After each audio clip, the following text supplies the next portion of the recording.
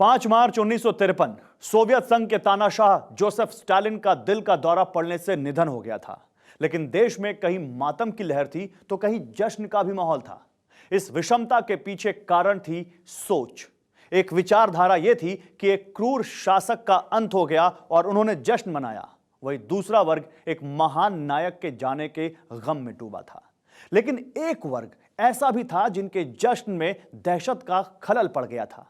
दावा किया जाता है कि कहीं कहीं पर अलग अलग दिन जश्न के लिए आयोजित पार्टी वाली जगहों में स्टालिन को देखा गया था। आशंका जताई गई कि वो स्टालिन की आत्मा थी जो भटक रही थी, लेकिन कुछ लोगों का सीधा दावा था कि क्रेमलिन में बैठा उत्तराधिकारी स्टालिन के हमशक्लों का इस्तेमाल कर रहा है। आखिर क्या थी इस आशंका की वजह? देखिए इस चैप्टर में आताताय, man of a grave melodies. दिसंबर 1941, मॉस्को, रूस। इस समय दूसरा विश्व युद्ध चल रहा था। क्रांतिकारी से तानाशाह बने स्टालिन की अध्यक्षता में एक बैठक चल रही थी। कम्युनिस्ट थिंक टैंक्स के बीच एक विषय पर गंभीर विचार विमर्श जारी था और अंत में नतीजा ये निकला कि स्टालिन को मॉस्को छोड़ देना चाहिए। ऐसा इसलिए क्योंकि जर्मन सेना उस वक्त मॉस्को के बेहद करीब तक पहुंच चुकी थी। लेकिन स्टालिन ने मॉस्को छोड़ने से साफ इनकार कर दिया। उल्टा अंत में अपने कमांडर्स के लिए फरमान जारी किया कि नाजी सेना को किसी भी कीमत पर जीत नहीं मिलनी चाहिए।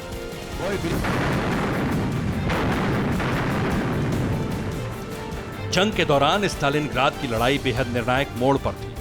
हिटलर इस शहर पर कब्जा करके स्टालिन को शर्मिंदा करना चाहता था, लेकिन स्टालिन ने अपनी सेनाओं को एक कदम भी पीछे नहीं हटने के आदेश दिए थे। नतीजतन सोवियत के 10 लाख से ज्यादा सैनिक मारे गए। लेकिन सोवियत सेना जर्मनी को खदेड़ते हुए राजधानी बर्लिन तक जा पहुंची और अंत में सोवियत सेना की जीत हुई। 30 апреля. Захвачены главные районы столицы Германии.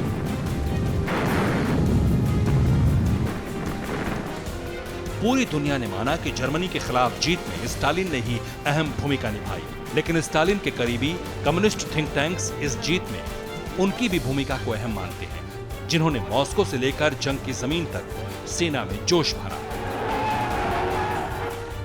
हालांकि वो चेहरा स्टालिन का ही था, लेकिन वो शख्स असली स्टालिन नहीं था। 1938, मॉस्को, रूस। रात के वक्त बख्तरबंद गाड़ी में बेहद खुफिया तरीके से एक शख्स क्रेमलिन के गेट पर लाया गया। अंधेरे में भी चेहरे पर नकाब डाले इस शख्स को किसी गुनहगार की तरह क्रेमलिन के अंदर दाखिल कराया गया और फिर अटकलों का दौर शुरू हो गया।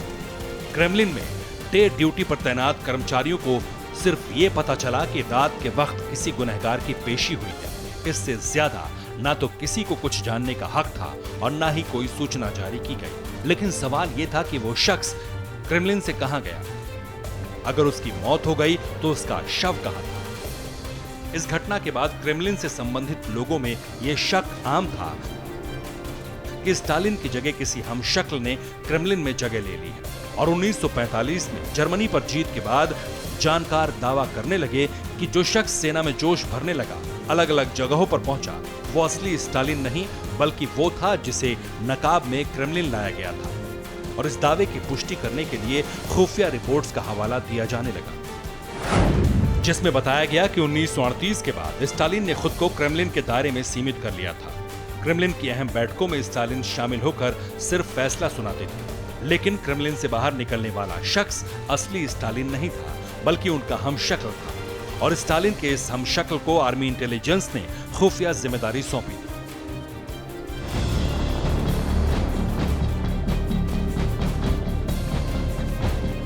खुलासा चौंकाने वाला था, लेकिन इस पर कोई सफाई नहीं आई।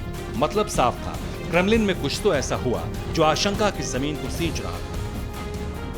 क्या वाकई समारोह में शामिल शख्स स्टालिन का हमशक्ल था और असली स्टालिन उसी वक्त क्रेमलिन की बैठकों में शामिल होते थे? इस सवाल का जवाब नए खुलासे में छिपा था। खुलासा यह था कि स्टालिन के हमशक्ल का नाम राशिद था। राशिद सोवियत सेना में अपनी सेवाएं दे रहा था, लेकिन एक दिन उसे बिना किसी सूचना के सेना से बर्खास्त कर दिया गया।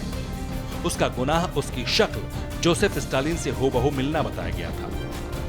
मायूस राशिद घर लौट गया, लेकिन जैसे ही वो घर पहुंचा, आर्मी इंटेलिजेंस ने उससे संपर्क किया, उसे एक खुफिया मिशन में शामिल होने को कहा, जिसके बाद आर्मी की एक खुफिया यूनिट ने उसे घर से पिकअप भी किया, जिसके बाद राशिद कभी घर नहीं लौट सका।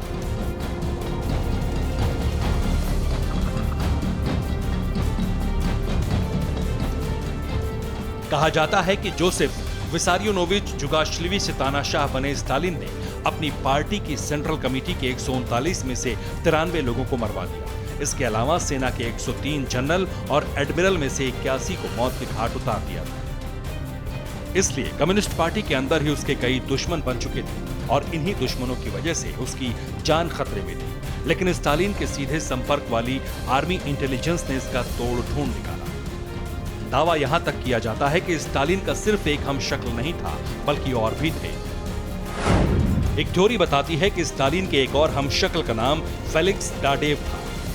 वो फोर्स में ही था और 1942 में युद्ध के दौरान घायल हो गया था। वहीं सोवियत सेना ने डाडेव के मारे जाने की खबर फैला दी थी। इस खुलासे में भी डाडेव का इस्तेमाल खुफिया मिशन के लिए किए जाने का दावा हुआ। हालांकि बाद में फेलिक्स डाडेव नाम का शख्स 2008 में भी सामने आया, जिसने बताया कि उसने वाकई स्टालिन के हमशक्ल के तौर पर काम किया था और अगर वो ऐसा नहीं करता तो उसे गोली मार दी जाती। उसने खुलासा किया कि वो स्टालिन के साथ 1945 की याल्टा कॉन्फ्रेंस में भी मौजूद था। इस कॉन्फ्रेंस के लिए स्टालिन की यात्रा की जानकारी गुप्त रखी गई थी, लेकिन डाडेव जिस प्लेन से भेजा गया था उसे स्टालिन का बताकर खूब प्रचारित किया गया। ऐसा स्टालिन के दुश्मनों को चकमा देने के लिए किया गया था और ये राज डाडेव ने स्टालिन की मौत के बाद भी नहीं खोला था।